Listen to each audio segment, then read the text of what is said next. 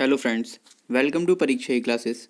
दोस्तों, आज हम संज्ञा को पढ़ेंगे, संज्ञा के बारे में जानेंगे और संज्ञा के बारे में हम पूरी तरह से चैप्टर को कंप्लीट करेंगे ताकि किसी भी एग्ज़ाम में आने वाले जिसमें हिंदी आती है, आपका संज्ञा से आने वाला एक भी प्रश्न ना छूटे।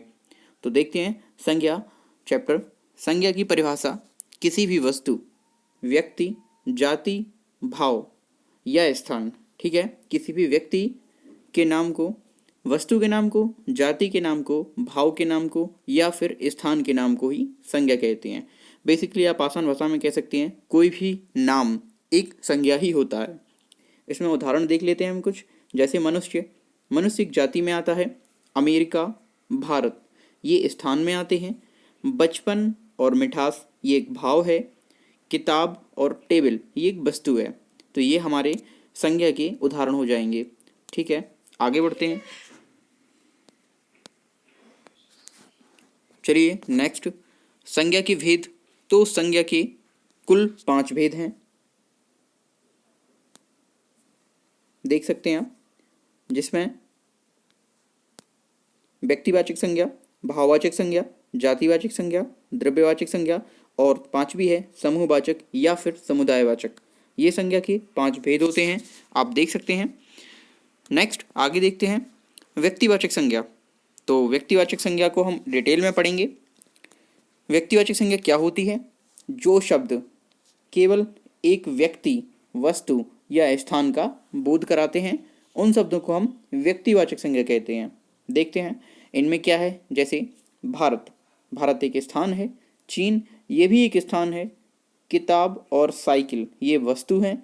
और सुरेश, रमेश और महात्मा गांधी ये व्यक्तियों के नाम हैं।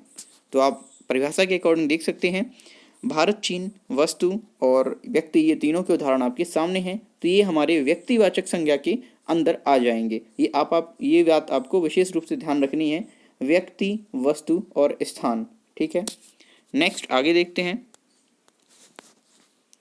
व्यक्तिवाचक संज्ञा के हम कुछ उदाहरण उनको देखते हैं जो पिछले एग्जाम्स में आए हुए हैं, और जिस तरह से एग्जाम में इनके उदाहरण बनते हैं उसी तरह से इनको हम देखेंगे।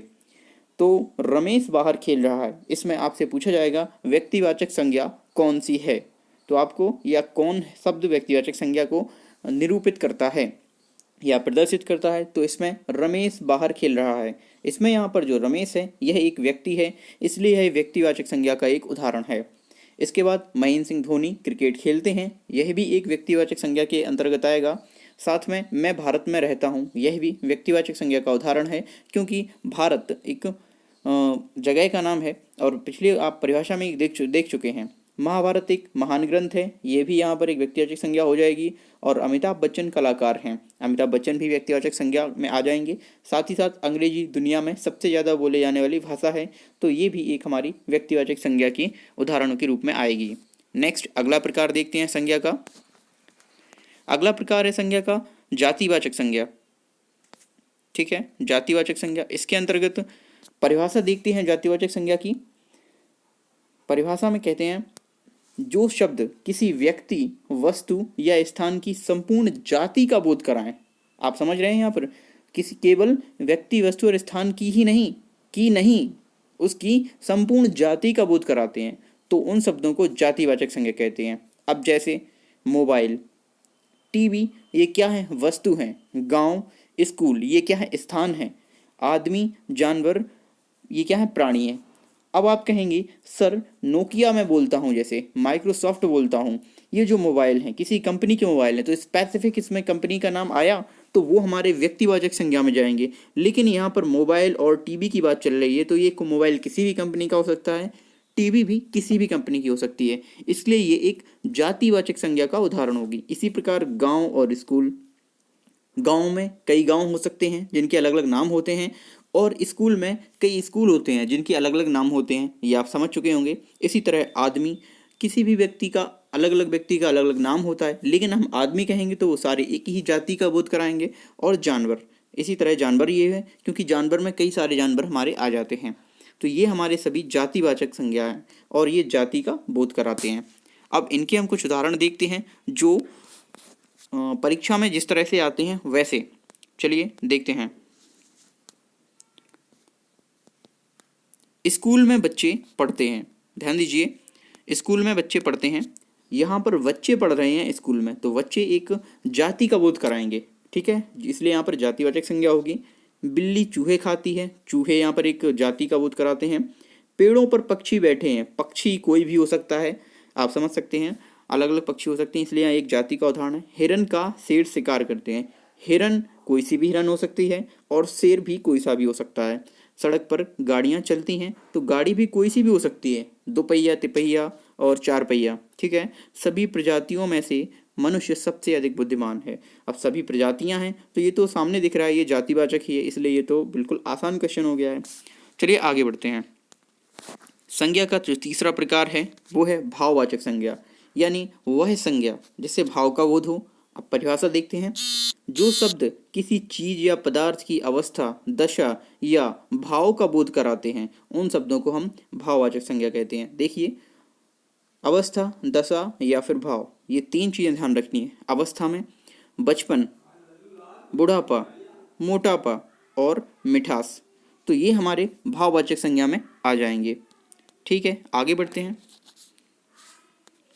भाववाचक संज्ञा के वह उदाहरण जो परीक्षा में पूछे जाते हैं, जैसे ज़्यादा दौड़ने से मुझे थकान हो जाती है।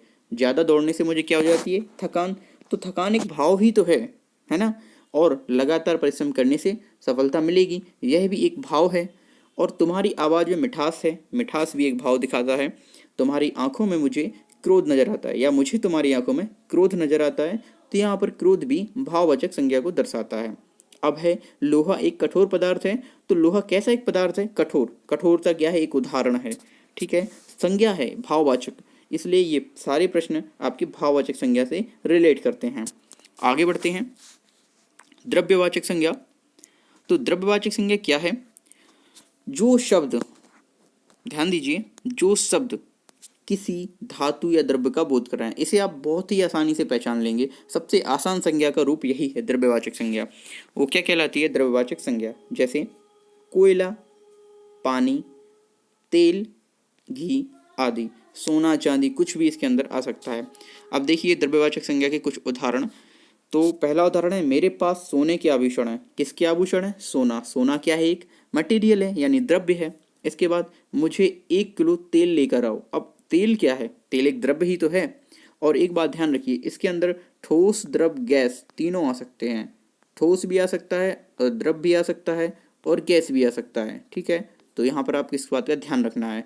द्रव अलग होता है और द्रव्य के अंदर ही ये तीनों चीज़ें आती हैं, इस द्रव्य के अंदर, ठीक। आगे, मुझे, अगला जो है, मुझे दाल पसंद है। तो दाल भी तो एक द्रव्य है।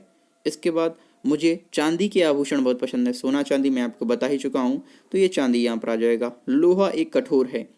अब लोहा ये एक कठोर, यहाँ पर धातु है, लिखना भूल गए हैं।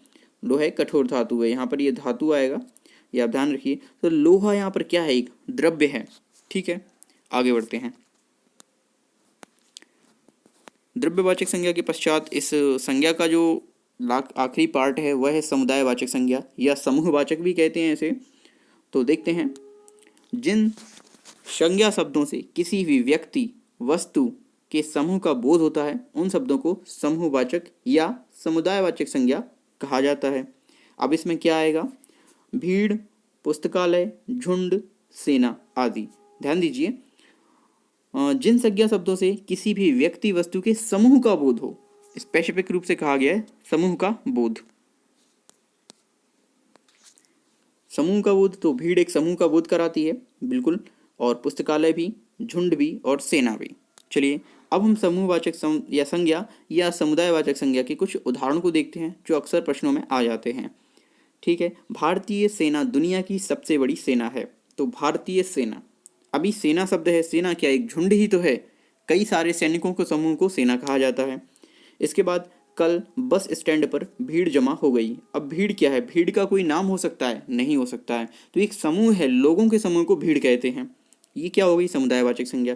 इसके बाद मेरे परिवार में 4 सदस्य हैं।